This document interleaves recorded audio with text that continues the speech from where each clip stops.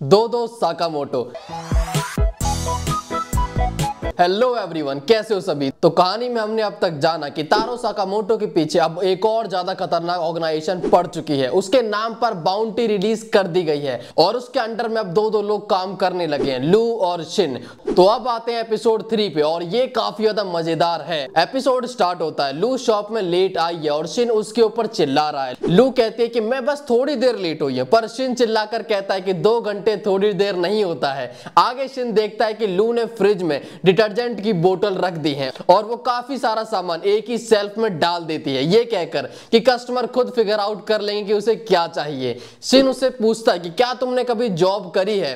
लू कहती है कि मैंने अपने पापा की हेल्प करी थी एक गड्ढे में शैक्स को फेंकने में। जिसे सुनकर शिन लू की कंप्लेंट साकामोटो से करता है कि इसे फायर कर दो। पर एक कमाल की चीज होती जिसके बारे में शिन ने कभी सोचा ही नहीं था, साकामोटो, जिसे हमने लास्ट 2 एपिसोड में बोलते हुए नहीं देखा है। वो बहुत ही बेयरली बोलता है, वो पहली बार बोलता है, वो भी काफी ज्यादा। और शिन भी कहता है कि उसने साकामोटो के लिए काफी टाइम तक काम किया था पर उसे बहुत ही रेयरली बोलते हुए देखा है। ये दोनों शॉक से निकल नहीं पाए होते कि तभी शॉप का डोर ओपन होता है और उनके सामने से एक और साकामोटो आ जाता है। वो आके अपने सीधे चेयर पे बैठ जाता है। तभी पहले वाला साकामोटो उसके ऊपर गन पॉइंट कर देता है, पर उसकी गन साकामोटो तक पहुंच पाती उससे पहले साकामोटो का ब्लेड उसकी गर्दन पे आ जाता है। साकामोटो कहता है कि काफी टाइम बाद मिले नागुमो, और नागुमो अपनी रियल सेल्फ में आ जाता है। नागुमो जो एक हिटमैन है और साकामोटो के साथ पहले काम कर चुका है। नागुमो बताता है कि वो पास ही के एक सुपरमार्केट में काम करता और वो बस 18 साल का है। लेकिन साकामोटो बताता है कि ये एक हिटमैन है और इसने सेम टाइम पर ज्वाइन किया था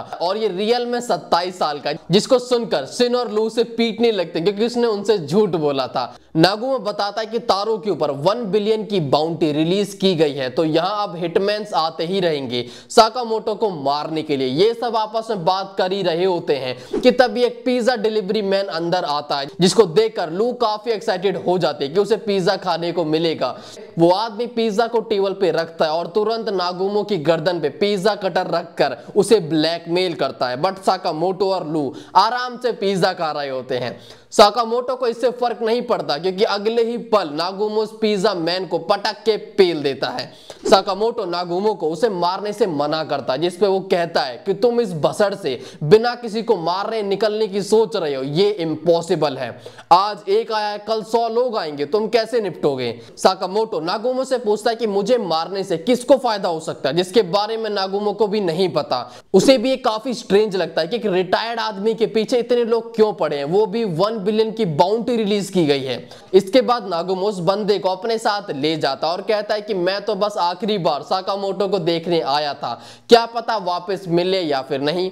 इतना खतरा देखने के बाद लू कहते कि मुझे इस देश को छोड़ देना चाहिए। अगले सीन में हम देखते हैं कि उस पिज्जा बॉक्स में कैमरा लगा हुआ और कुछ चूतिए साकामोटो को देख रहे हैं, आपस में बात कर रहे हैं।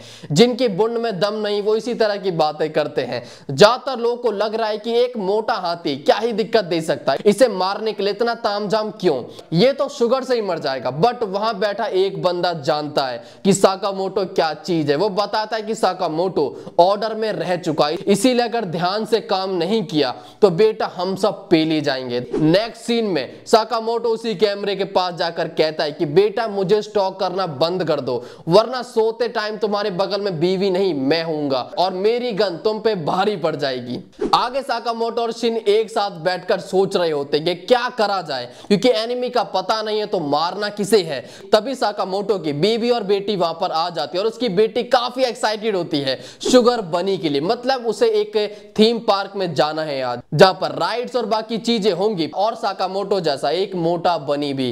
अब ये लोग जैसे ही पार्क पहुंचते हैं पहले तो कुछ राइड लेते हैं जहां पर साकामोटो और लू की हवा निकल जाती है, बट फिर शिन और लू डिसाइड करते हैं कि हम इस फैमिली टाइम को खराब नहीं होने देंगे, यानी जो भी बंदा साकामोटो को मारने आएगा उसे ये लोग साफ कर देंगे। अब शिन दिमाग पढ़ सकता है तो कोई मारने आएगा तो दिमाग में तो सोचेगा ही। जैसे ही वो ये सब सोच रहे होते हैं तभी शिन एक बंदे के थॉट्स को नोटिस करता है और साकामोटो को तुरंत बता देता है। वो बंदा एक स्वीपर के भेस में है। जैसे ही वो साकामोटो के पास पहुंचता है वो अपनी स्टिक से एक स्वॉर्ड निकालता है और साकामोटो को मारने के लिए आगे बढ़ता है, बट साकामोटो उसी का पेन उसकी छाती में घोंप देता है। तभी शिन और लू उसे दूर ले जाते हैं।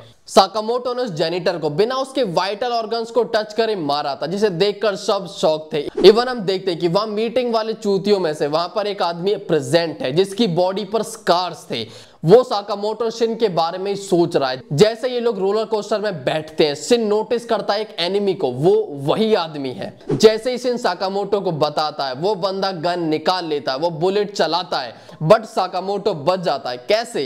उसके ग्लास से वो बुलेट रिफ्लेक्ट हो जाती है, क्योंकि उसकी ग्लास बुलेट प्रूफ है। और इसे देखने के बाद मुझे लगा कि ये हुई कुछ हिटमैन वाली वाइब, पर मजा तो अभी आना बाकी था। शिन, जिसे मैं अब तक फट्टू समझ रहा था, वो फट्टू नहीं है बल्कि कमाल का बंदा निकला। वो अपनी गन से सेफ्टी बार तोड़ता है। जैसे ही रोलर कोस्टर लूप से नीचे आता है, वो उससे जंप करके नीचे उस बंदे के ऊपर जंप कर देता है।